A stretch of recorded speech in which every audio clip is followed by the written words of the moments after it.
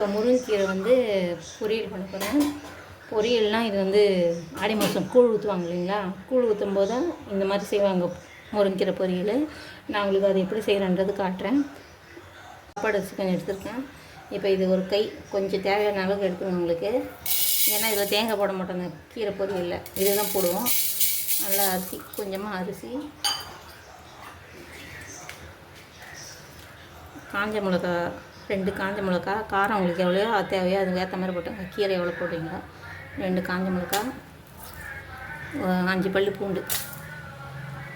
இப்போ இதை வறுத்து நம்ம பொடி பண்ணி கீரையில் சேர்க்க போகிறோம். அவ்வளோதான். இங்கே பாருங்கள், அரிசி நல்லா பொரிஞ்சிடுச்சு, கலர் மாறிடுச்சு பாருங்கள். இங்கே பாருங்கள், அரிசி நல்லா பொரிஞ்சிடுச்சு. இது போதும்.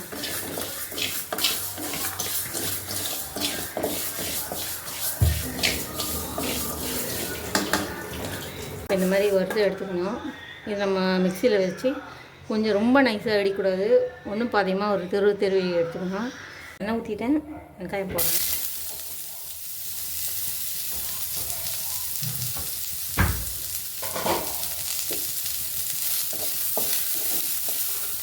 ஊற்றலாம்.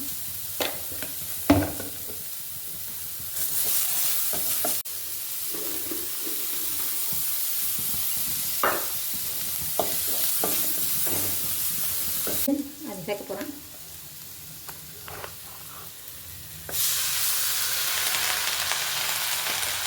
எப்போயுமே கீரையில் நிறைய தண்ணி சேர்க்கக்கூடாது, ஏன்னா வந்து கீரை வந்து கசப்பாயிடும். அதேமாதிரி ரொம்ப நேரம் வேக விடக்கூடாது.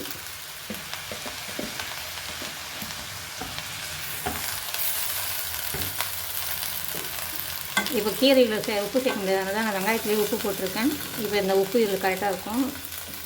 இப்போ நம்ம கலரி விட்டுட்டு ஒரு 2 நிமிஷம் மூடி விட்டோம்னா இந்த கீரை தண்ணி அலசணும்ல, இந்த தண்ணியிலே இது வெந்துடும்.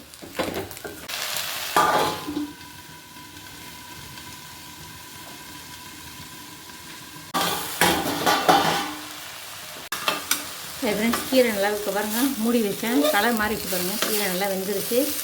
இப்போது இது வந்து நான் மிக்சியில் அரைச்சி வச்சுருக்கேன். வறுத்து வச்சுருந்தேங்க காஞ்ச மிளகாய், அரிசி, பூண்டு.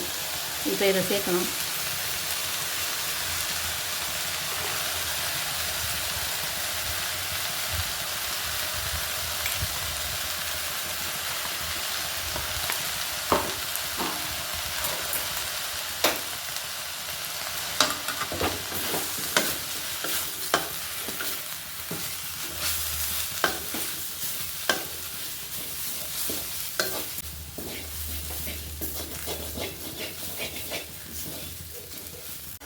தேங்காய் போடாமல் இப்படி செஞ்சு பாருங்கள், நல்லாயிருக்கும். இங்கே பாருங்கள். ஹாய் ஃப்ரெண்ட்ஸ், முருங்கைக்கீரை ரெடி. தேங்காய் போடாமல் செஞ்சுருக்கு. நீங்களும் ட்ரை பண்ணி பாருங்கள். உங்களுக்கு பிடிச்சிருந்தால் லைக் பண்ணுங்கள், ஷேர் பண்ணுங்கள், கமெண்ட் பண்ணுங்கள். மறக்காமல் என்னுடைய சேனல் சப்போர்ட் பண்ணுங்கள், சப்ஸ்கிரைப் பண்ணுங்கள்.